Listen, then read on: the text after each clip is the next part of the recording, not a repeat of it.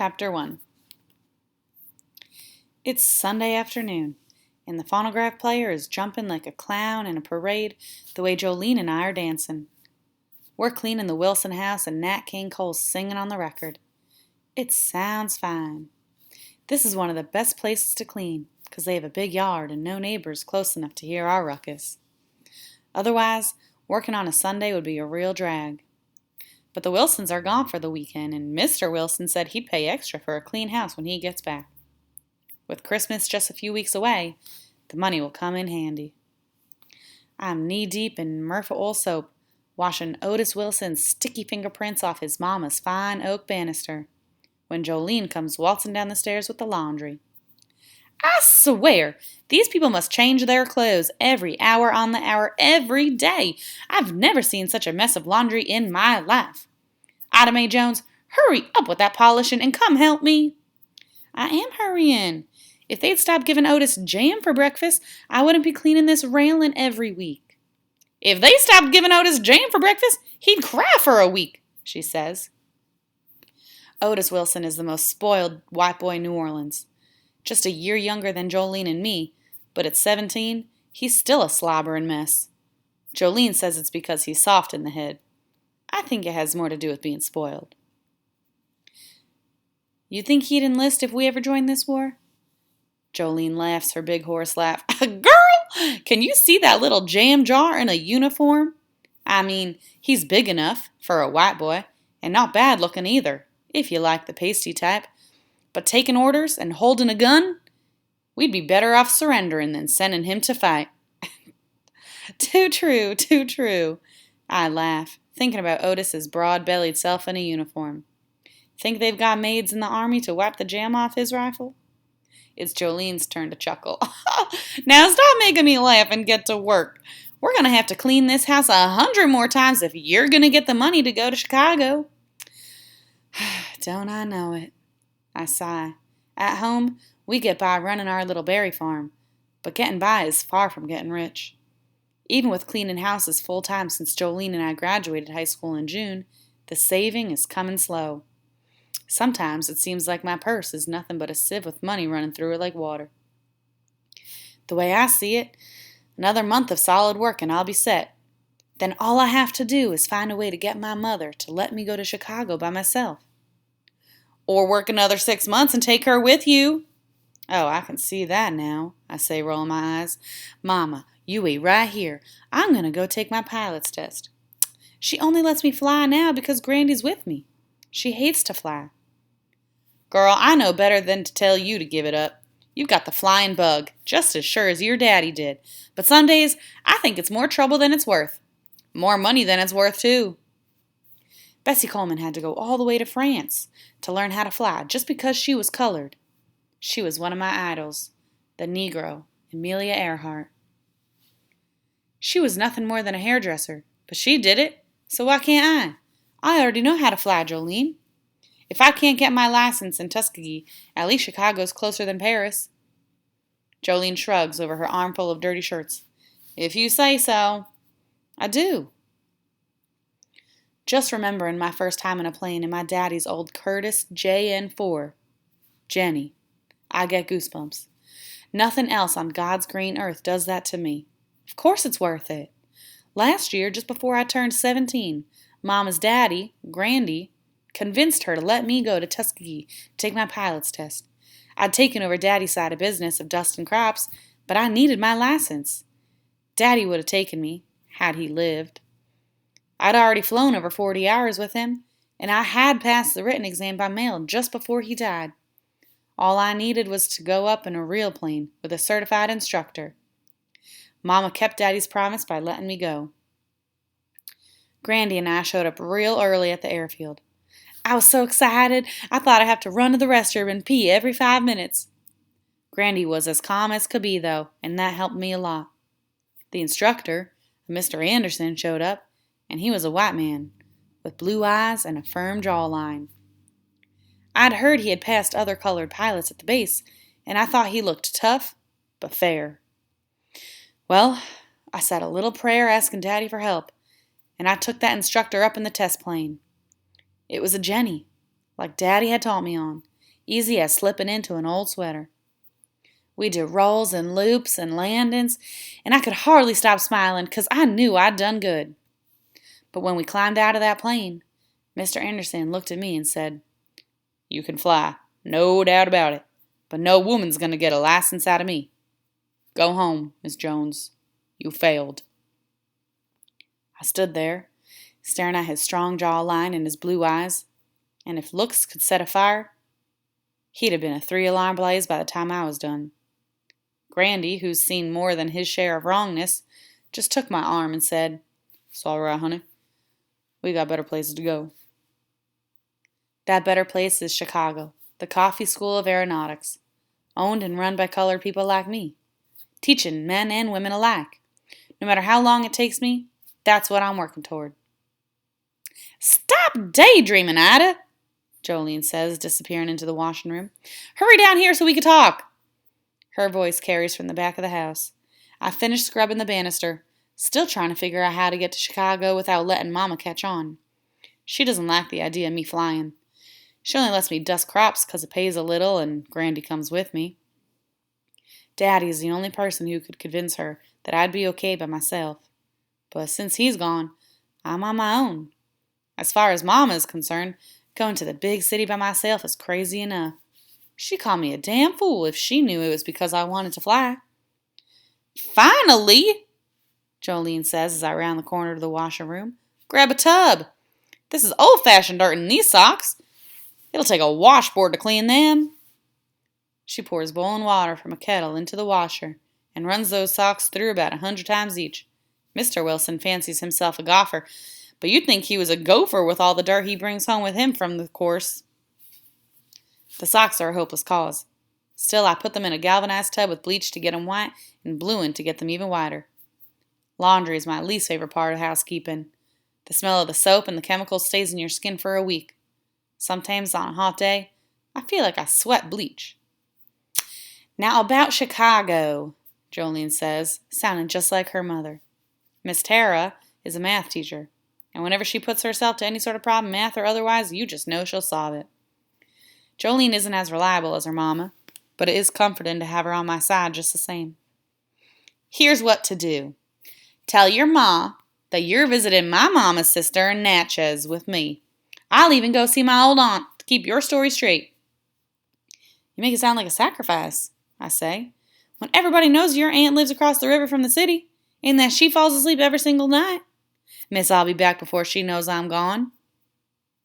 "Why should I suffer for you?" Jolene raises an eyebrow and laughs. "Besides, we can't all fly airplanes. Some of us have got to keep both feet on the ground. New Orleans is a good place to do just that." "On the ground, Jolene? On the dance floor of a jazz club is more like it." Jolene grins, the gap showing in her smile. She pats her Marcel curls beneath the gray scarf that is part of our cleaning uniform. "Don't I know it? Don't I know it?" Jolene has a fantasy of leaving Slidell to sing in a New Orleans nightclub. Trouble is, she has no voice for it. So she spends her days in the city with me, washing clothes and cleaning houses. "Jolene, you are nothing but trouble." I reach over her head and turn on the radio we have stashed on the laundry room shelf. There's a ball game on, so I fiddle with the knobs.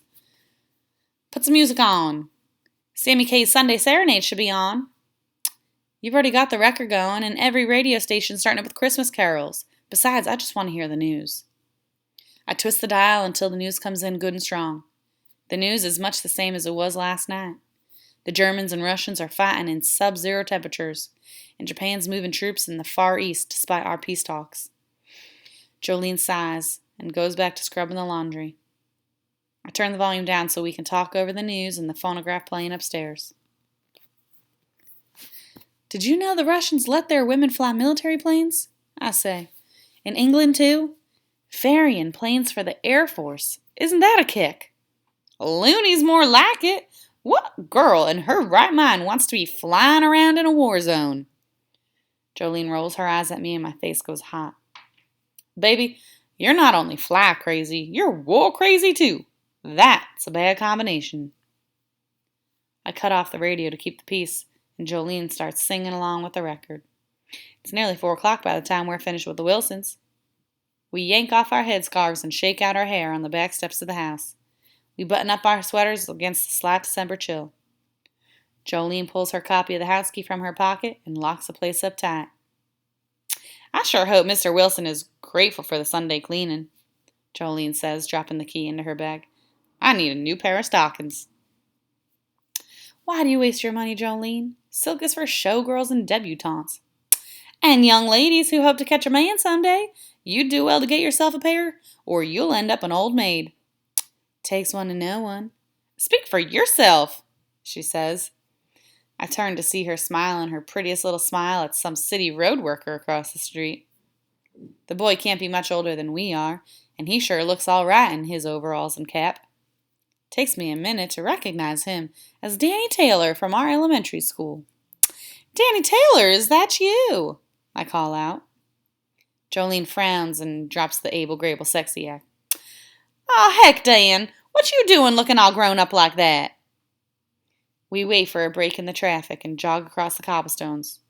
Poydras Street is a leafy place, sheltered by live oaks with crepe myrtle trees growing in between. Danny Taylor smiles at us when we get closer. He's got a nice smile, broad with teeth as white as milk and a strong brown face. Autumn A. Jones, I thought you was a white woman walking over there with that fine light skin and pretty brown hair. My hand goes instantly to my curls, loose and smooth, like my daddy's. The kind of curls Jolene calls good hair, not tight and hard to handle like hers. What about my hair? Jolene asks, eyebrows arched, and my fine brown skin. Danny grins, unaware he's offended her, or me for that matter. I'm shy of my fair looks, and Jolene's more than a little jealous. Well, that's how I knew she wasn't white. You're dressed the same, and Jolene, you're as black as a good cup of coffee. Best coffee you'll never have, she says and turns her nose up in the air. Well, it was good to see you, Danny, I say, anxious to leave. Ooh, what's your rush? I haven't seen either of you two since the 8th grade. Well, some of us stuck around and graduated, Jolene snaps. She's decided not to like Danny Taylor. Well, some of us had to work, Danny says right back. At school, I had known Danny mostly through my brother. I remember when Thomas came home one day and told us his friend Danny had to quit school to help his family pay the bills. Jolene knows it too. How's your mama? I ask. Fine. Doctor says she has a sugar problem, but she's doing all right. Glad to hear it, I say. Jolene's folded up her arms now. She looks at me and frowns. Well, Danny, like I said, it was nice seeing ya, but we got to get the trolley and all before the bus is shut down. Sundays are always awful tight. Say hi to your brother for me. I will. Jolene is dragging me away now. I stumble on the pavement, catch myself, and wave goodbye. You just keep waving goodbye to Joe Corn over there, she says in a clipped voice. Girl, you can do better than smiling up in his face like that. Jolene, I was being polite. You could take a lesson or two. What's wrong with you? Jolene stops in her tracks and screws up her face so tight I think she's going to cry. I don't know, she says unhappily. It's just, am I pretty at all? He didn't even look at me. Just little Miss Pretty Hair and her creamy white skin. I love you, Ida, but he just made me so mad. Me too. I put an arm around her. We stood there half hugging with nothing left to say. Daddy once told me color didn't matter as much to folks up north. Light-skinned like me and him, or dark like Mama and Jolene up there, he said they'd treat all colored folks the same, like we were all white. I'd sure like to see that, 'cause down here, color seems to be the only place it's at. The trolley down St. Charles Avenue is empty of colored folks. Jolene and I sit to the back and watch the big houses roll by. St. Charles Avenue is the prettiest place on earth. A green tunnel of live oak trees arching across 2 paved roads. The trolley running down the middle on its cables. Only the richest, whitest folks live up here. We trundle past Audubon Park and the university. Same as always, but inside this trolley car, something's different. Jolene nudges me with her foot. It's like a funeral in here, she says. It's true. Usually the trolley is buzzing with laughter, chatter, and just plain noise. But now, it's like a storm is coming. The few people on board are deadly quiet. Sooner we get home, the better, I tell her. The trip up Carrollton Avenue is just as slow. At the last stop, we hop off and run across the wide street to catch the bus back to Slidell. There's more folks sitting in the back of the bus. One of them, a dignified-looking coffee-colored gentleman in a neatly pressed suit, has a newspaper. Excuse me, sir. What's the news? I ask him. He looks up at me, startled, and starts to stand. There are plenty of seats, though. Jolene has saved me one. Ma'am, I'm sorry, he says, rising. Oh, no, I just noticed you had the paper. Does it say what's going on? Everyone seems so... He looks at me a moment longer and settles back into his seat, seeing that I'm colored, too. Sorry, baby girl. You haven't heard? We've been attacked by the Japanese.